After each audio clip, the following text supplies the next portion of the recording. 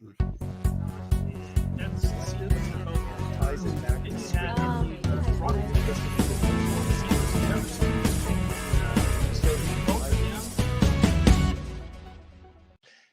it's simple. I paid my student loan back, and I didn't even get to finish college because I ran out of money.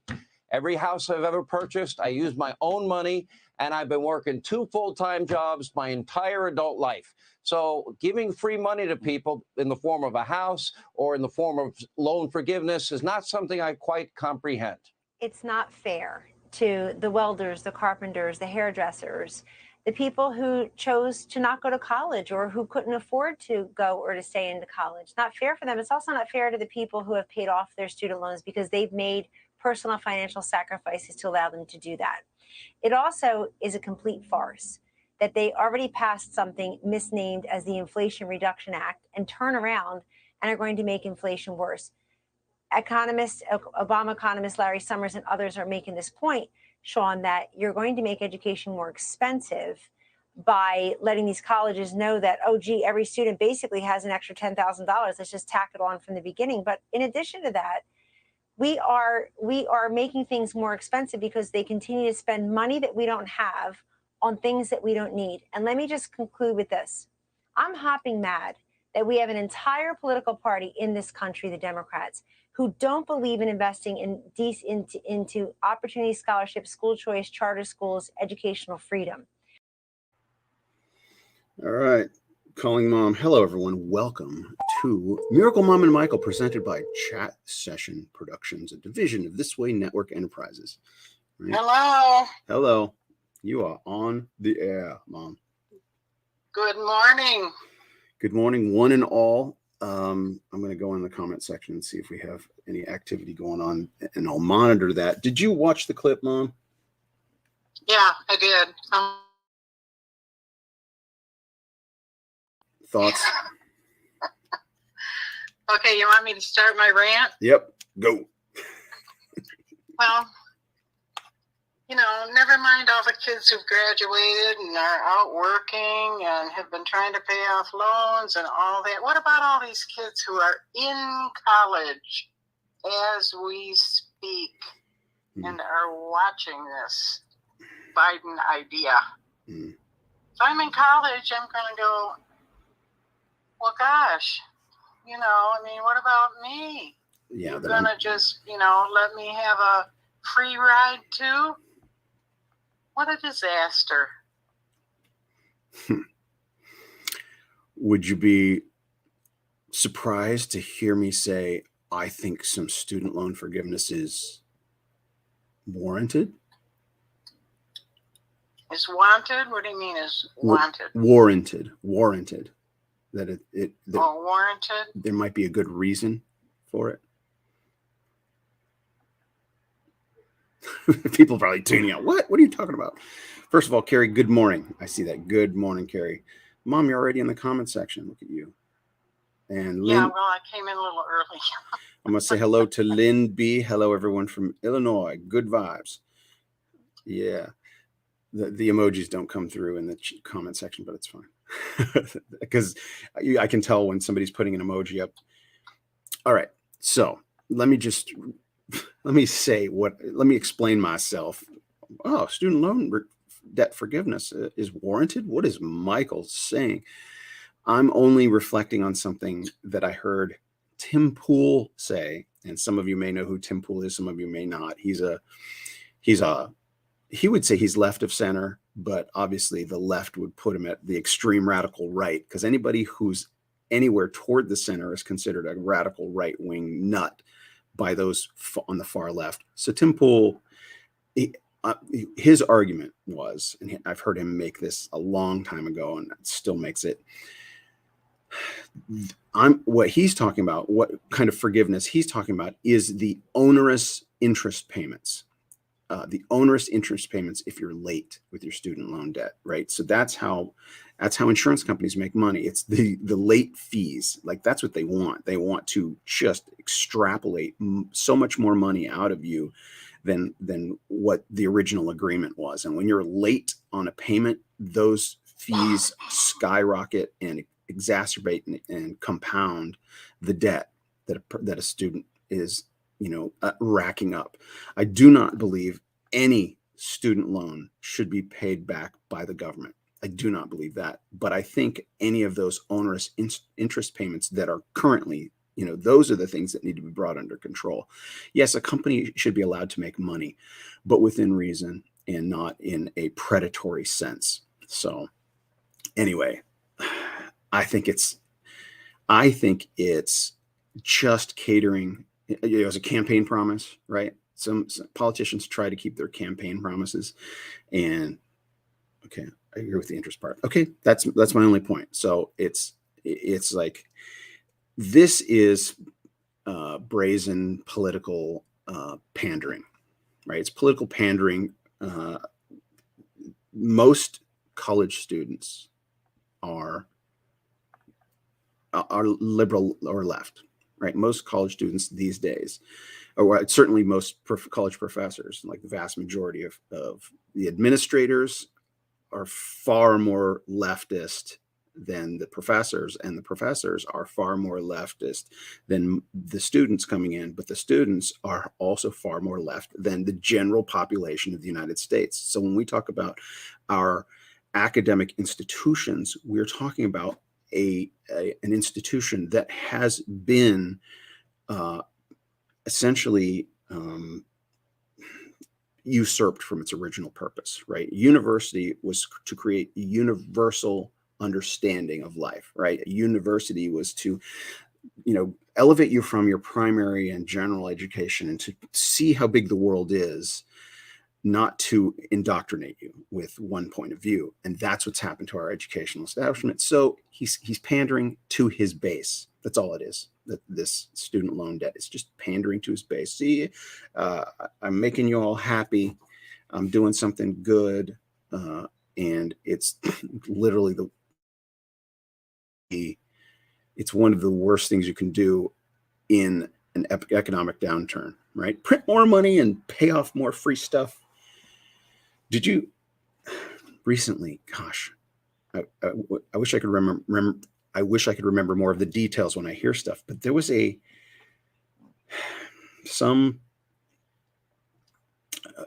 leftist political hack that was making a statement. Gosh, maybe I'll say something that will trigger you in the comment section. You'll have more details about what I'm talking about. But someone got blasted on Twitter for totally misunderstanding where the federal funds come from. They were arguing that, oh no, this payment is not, this is not the people paying for this. This is the federal government paying for this thing. And they got blasted on Twitter or something saying, how do you think the federal government is funded? Where do you think those funds come from? It's not like the government creates anything and generates income, right? It's the small businesses and big businesses of our country that, that make the world go round, right? Creating things. And I don't mean breaking things and fixing them. I mean creating, innovating out of nothing, things that didn't exist before, like an iPhone, like a laptop computer, like the microphone and camera that I'm looking at, right? These are things that didn't exist and people created, and people saw them as valuable and invested in them. The government doesn't do anything like that. Maybe the government sells T-shirts, right? Maybe they make money that way. No, it's we the people who fund. All right, I want to read this from Jacqueline Edwards out of Dallas. I used to think she was from Germany. Sorry, Jacqueline, but out of Dallas, Texas. Stop the interest, but keep the students responsible. Loans can take longer to pay off because of interest. Right. So, Mom, did you accrue any loans in your college career? Well, no. When I went to college, first thing I did when I got to college was the college I attended had work programs while you were there, and I participated in that. You worked, and that money you earned was deducted from the cost of being there. And so, and my parents are the ones who actually, provided the bulk of the cost. But what I wanted to mention was this was back in the early 60s. You know, the cost to go to college back then was not outrageous as far as I can remember. Now, you know, I don't know about the Ivy League schools, but the thing that bothers me about today is the absolute outrageous cost of going to college. That's just how I see it. And yeah, that's a whole economic thing, you know, here we are. But I'm I'm an old lady now, and I'm starting to think this whole college thing looks like a hoax to me. It's a racket. It is. It's a racket. It's a hoax that's been perpetrated upon the young people of this country. It's you know, we need people in the trade businesses. You know, we need people who are contributing to the infrastructure. We need people. It's just, to me, it's just totally outrageous. Yeah, and here I am. But I'm just an old lady going along with the ride. Right. You're just an old lady, and here I am. I have a sophomore and a junior in high school that are half these kids graduating from college can't even get a job. It's ridiculous. There's so many directions that I want to go, but yes, our as soon as let's say the Ivy League, let's just use them as an example. As soon as they realized the brand, right, when they started understanding, oh, we're a brand, we're not an institution of education, we're a brand. For example, and I've told this story before, I think it's Ben Shapiro, when he was accepted into Harvard, and he remembers distinctly the ceremony, whatever auditorium they were in, all the incoming freshmen to Harvard.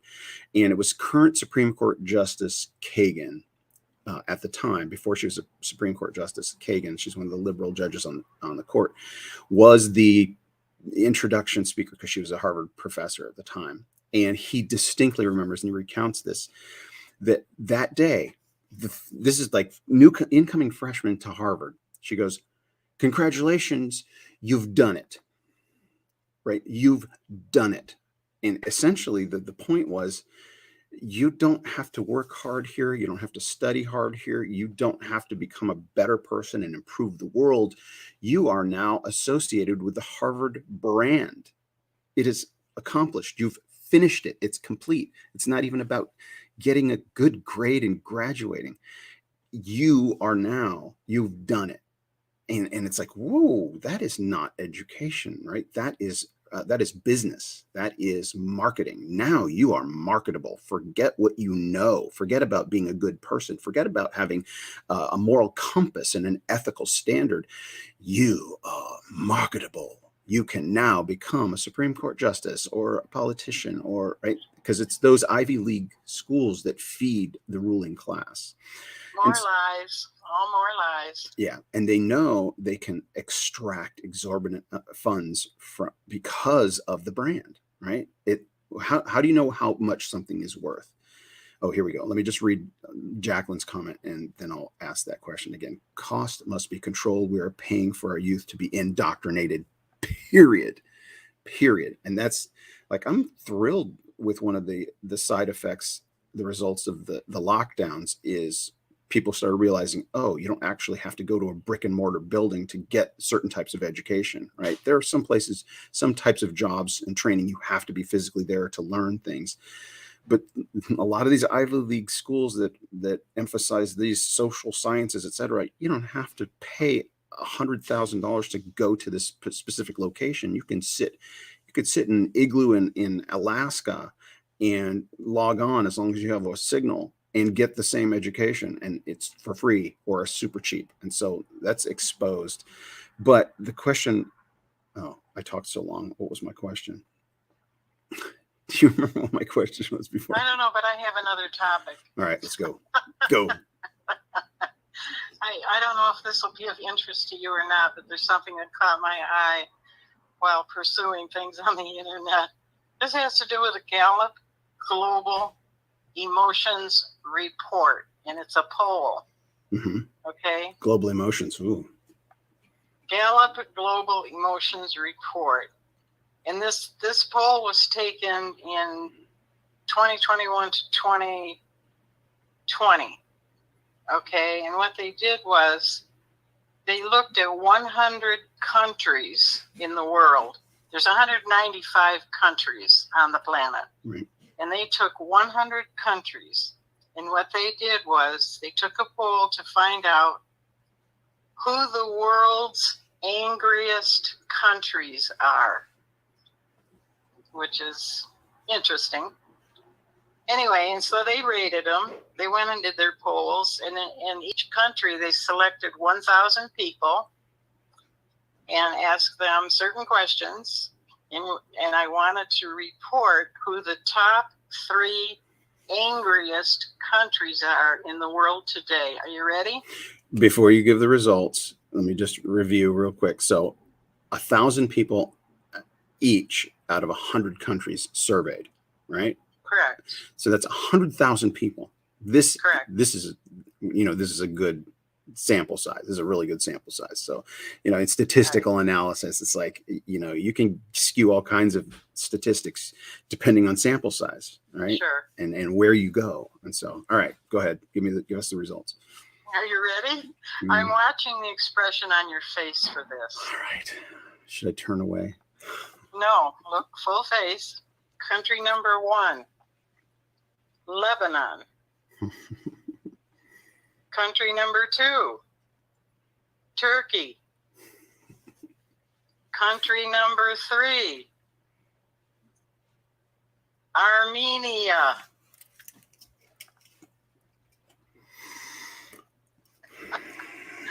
Any comments? Good topic, Mom. Good topic.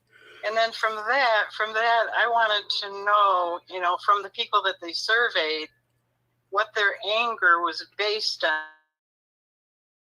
Percent were angry because at the time the poll was done, there had been that massive explosion in Beirut at the port in 2020. In Turkey, when they did the survey, 48% of those surveyed contributed their anger to runaway inflation, which had been going on in Turkey well before the Ukrainian war. The lira is in trouble. Yeah.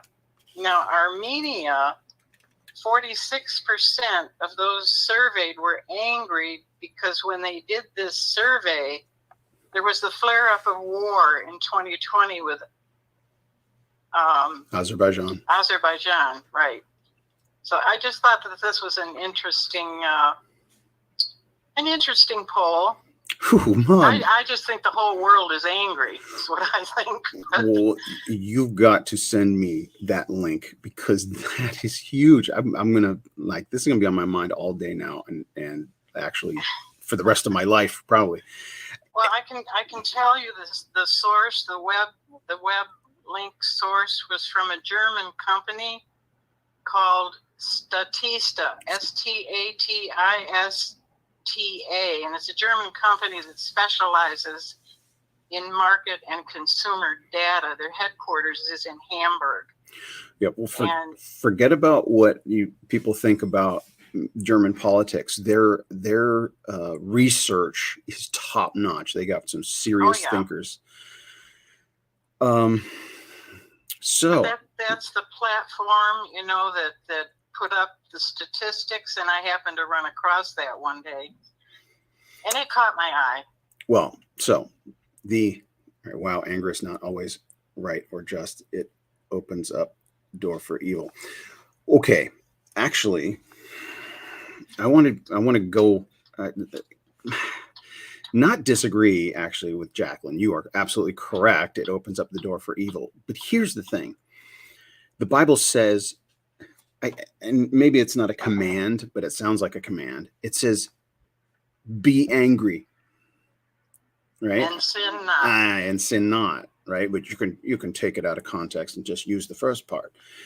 Be angry. Well, that by itself means that anger in itself is not sin, right? It says be angry and sin not. So being angry isn't wrong. It isn't in and of itself a No, bad there's thing. righteous indignation. Right. That's the anger that we should feel. And Right. and so Lebanon, interesting that you mentioned, or that's the top of the list. The first Armenian friend that I have that on my project, my major project that I'm working on, is an Armenian from Lebanon. Right. So there's this huge Armenian community in Lebanon because when the Armenians were butchered in Turkey, right? So here we go. Lebanon, Armenia, Turkey, the top three on this list. That's why this intrigues me in particular. There's this, the Armenians who fled from Turkey as they were being butchered from 1915 to 1923, fled all over the world, and Lebanon is real close. And so there's a huge Armenian community there. And then that huge, the explosion, right? It was all incompetence. People don't know what we're talking about. There were these sensitive minerals in a ship, a barge, or this ship that was transporting them, and it was pulled over or pulled in because it needed maintenance or something, and it was it was like this deadly material here is stuck in limbo in the international community. The ship belongs to XYZ in that country. The materials inside of it are supposed to go to this country, but in our country, it's illegal or whatever. Somehow this thing was just sitting in port, rotting. The ship was rotting, and it was next to a fireworks manufacturing factory or something, right? And nitrate, and one thing led to another, and I think it was the natural decomposition of the element or something, because everything decomposes. There's a half-life, and that means everything decomposes at a certain rate. And so I think it was this natural transition, or it was exposed to some hypersensitive, or it was this giant, looked like a mushroom cloud. It was a mushroom cloud, but it wasn't a nuclear blast. It was one of the largest blasts to go off. It leveled neighborhoods for miles around, and so it devastated their economy. And so 300,000 people died. Right. And that will devastate your economy. It was this major port, right? Ports are where you have access, and that's where the money is made, access to the world. And with the incompetence and devastation and your income, like your economy, that's where people are getting angry. And you've mentioned that in Turkey, the lira is in trouble, and that's the politics. And actually, that's a positive sign for the general populace of Turkey to be angry is actually a positive sign, because Turkey is an oppressive regime. People don't realize that. You may think you can come and go and visit Turkey, and it's gorgeous and historic, and it's gorgeous and it's historic, but it is an oppressive regime. Istanbul is kind of it's not the capital. They moved the capital from Istanbul to Ankara back in World War I, but it is the hub. It's the metropolitan hub is Istanbul, but that's not what the rest of the country's like. And so for the people to be disgruntled in Turkey is a bad sign for an oppressive regime, which is a good sign, right? So their anger is a good thing. And then Armenia being angry, well, they're the ones who were massacred in World War I, and the world has denied it, right? Turkey to this day says, oh, no, it was a civil war. People kill each other in civil wars. No, this was an orchestrated extermination of the Christian subpopulations, right? There was the major ethnic population that was subjugating the minority ethno-religious populations. And for 100 years, it's been denied, and denialism. And so that's deep-seated anger. And then when Azerbaijan, who is an ally of Turkey, a lapdog of Turkey, are sandwiched on either side of Armenia. You got Turkey on one side and Azerbaijan on the other side, and they just want to eliminate Armenia and become one, right? They're already one in purpose, right? They're both oppressive regimes, and they want to eliminate the nuisance Christian nation in between them. And so if you've been living landlocked, as Armenia is, and your northern border is Georgia and Russia, and your southern border is Iran, and on one side you have Turkey, and the other side you have Azerbaijan, you're kind of locked in, So Armenia is literally allies with Iran and Russia, and Georgia being a Christian nation. And Russia apparently has been having Christian revival there for a long time. So, all right, brief, quick, recent history lesson that you stirred up. So where's the United States on that list? Did it just give the top three? Well, it was the top three that I picked out, and I didn't go any further to try to see. It was the top three that they listed, but on the website that I found, if you keep searching, there's probably more information.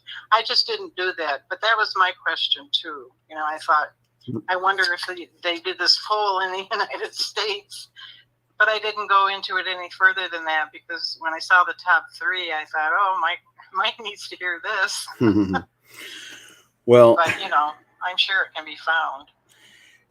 I think that's interesting. I think the results can be kind of skewed when you get to larger nations. Like if you go to China and just pick 1,000 people in China, I don't know if that's going to be an accurate representation, because China is more like an empire. There's different regions that all are very, very different than each other. And not like the United States. United States, we have different regions that have variation, but we are, for the most part, united. In China, there's much more variation in like geographically. If you're locked into a region, well, let's not go in that direction. But I thought in my mind, if they did that kind of a poll in the United States, the responses about the anger issue probably, in my mind, would be focused on political issues. I don't know. Well, gas prices and inflation, right? Yeah. And the southern border. Definitely depends on who you ask and where you go. But the immigration issue is, you have, I think it was a pretty brilliant strategy. A fairly brilliant strategy for, I think Texas started doing it, but I think Arizona's been doing it as well, sending busloads to other places, right? Busloads of the illegals that come in, just send them straight to DC. And I think they've been sending them to New York City. And so you see in the news, the mayors of those cities going, wait a minute, we can't handle this. This is wrong. We need help from the National Guard. And the southern states going, you have no grasp of what's really going on. You're just barely getting a glimpse of what we're having to deal with. And that's not going away. It's only getting worse. In New York City, putting them all up in 5-star hotels. Yeah, right. It's like this upside down world we're living in. But I know you're more pessimist than I am, Mom. I am an optimist. I'm a realist. Yeah.